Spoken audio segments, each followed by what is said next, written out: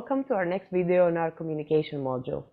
Today's topic will be non-visual communication for NGOs, and that means words.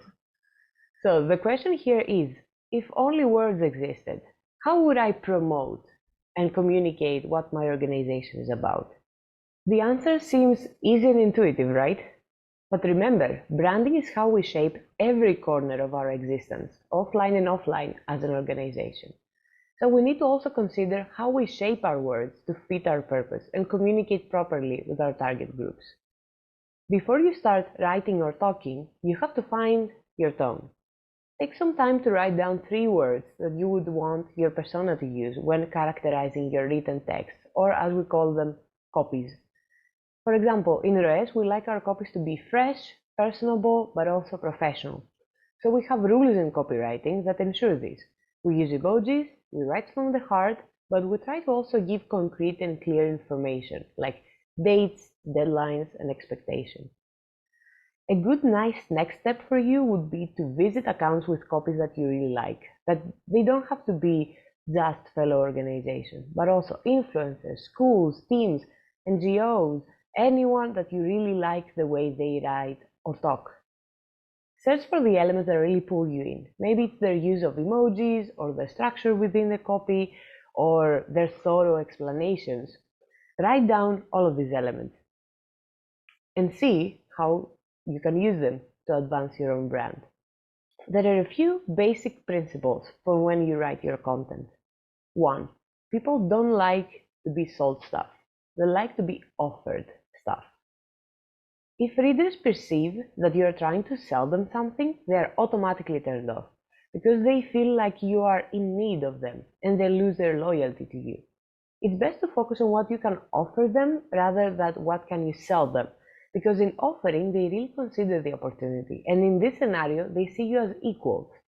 For example, if you have a last-minute cancellation from 2 participants in your training, don't share a post that says, "Urgent, we need 2 more participants," because this makes potential candidates feel like you don't have your mind in serving them, but to earn something for yourself from this. And this should never be the first thought that your audience makes.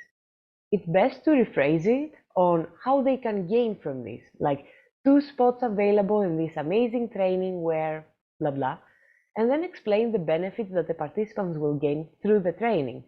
Speaking of benefits, number 2, people get hooked on the benefits and not the features. Readers don't care initially about the details of a service you're promoting, but what will they gain from this?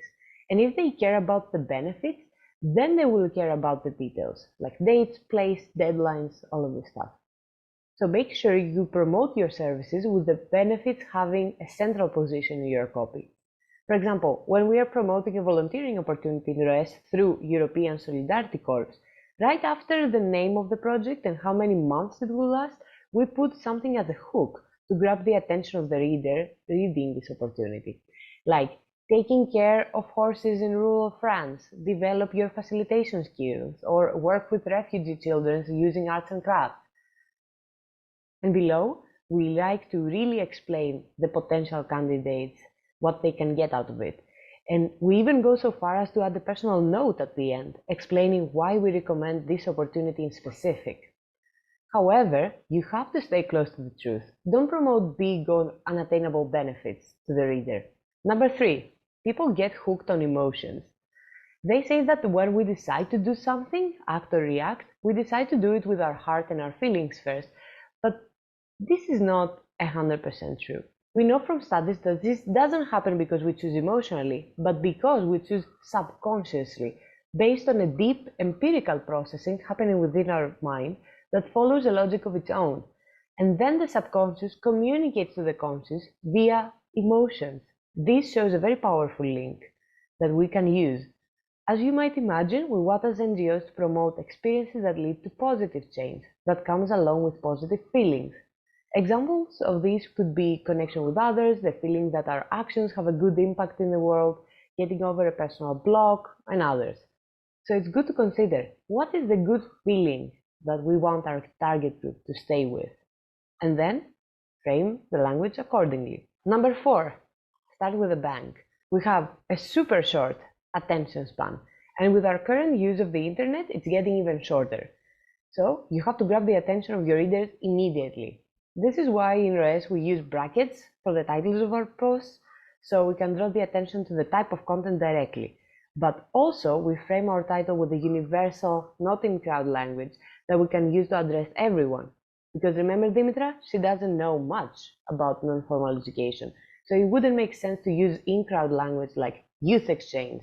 It would make sense to promote it as a learning opportunity. Other tricks that we like to use are to put the title of the project in bold and a hook right underneath it. There are many other tricks that you can use to draw the attention and start with a bang. Try out a few that you like and see what works best for you. Number 5, personal language.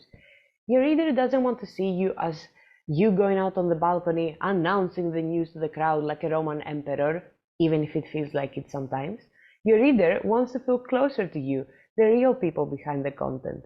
So the feeling you want to evoke is like you are in a personal conversation with your persona, where you both feel comfortable to share news and exchange with each other in privacy. And by creating this intimate, private space, your reader feels that your content is directed only to them. And it feels like a friend talking to them, rather than an organization with a big following who doesn't care about them. Your following wants to feel important, and they are important. So use any and all chances you can to make your connection feel closer and more personal, which in the long run creates loyalty to you. Number 6, close with CTA. Call them on. CTA stands for call to action, and it's basically when you call the reader to do something. For example, shoot us a message, apply ASAP, don't miss this event, and others. It's also a nice ending to your content because it feels like your part of the conversation is done and the reader has to act in return, which creates engagement. And if you have noticed, I have been calling you to action all throughout these videos.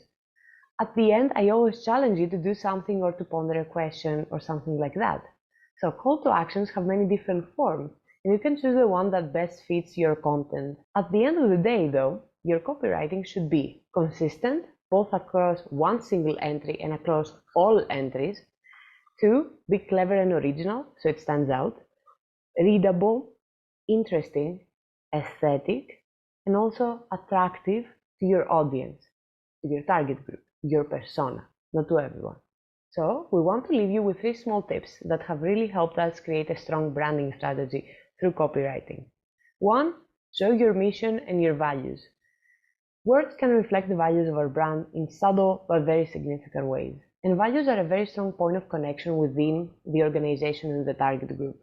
If you want to showcase that your brand, for example, is inclusive, you can start using a gender-free language to make everyone included in your mission. Number 2, use hashtags. Hashtags are a great example of non-visual branding that is an easy way to describe your brand. For example, you can hashtag your chosen motto. In RES, we choose What's Your Stream, a hashtag that represents the brand's identity and the different learning streams united all in one purpose.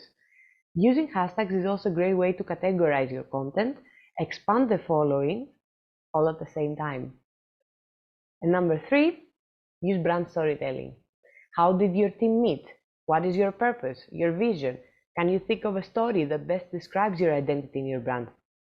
People are highly attracted to stories, and especially when they are involving real people, since this allows them to engage with your content and build a connection that feels also real. Storytelling is key in order for your audience to identify with you and your challenges, as it gives them a more human touch to your brand. Thank you for watching. Make sure you catch the last part of our module, which is the last piece of the puzzle, visual communication. Bye-bye!